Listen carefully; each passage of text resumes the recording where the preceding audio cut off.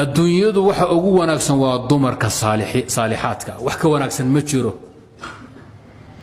حتى haddaysan wanaagsaneyn oo xun yihiin raggu wax walba ay leeyihiin waxay u quraan waa dumar samoogti ragga agtiisa adduunka waxa ugu qaalisan ee adduun ay ugu jecel yihiin kooda xun iyo kooda sanba dumar way naftaada u qoorood ku difaacood ka horeen waad ka hor dhimani inta iyada lagu xadgudbi lahaa haddaad gabadh doonto xogow aad jeceshahay ood kari weydo dunya waxaad leedahay baad qoori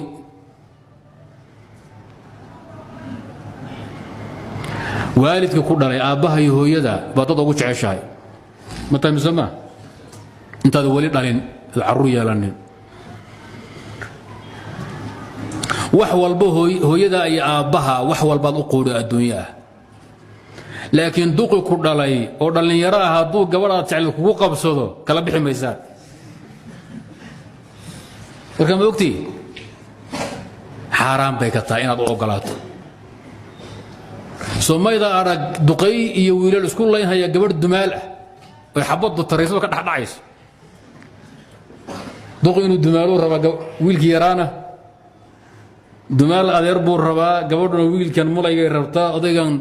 caddaaday indhahaas daba dhiga ma rabto inuu oga tanaasulo ma doonayo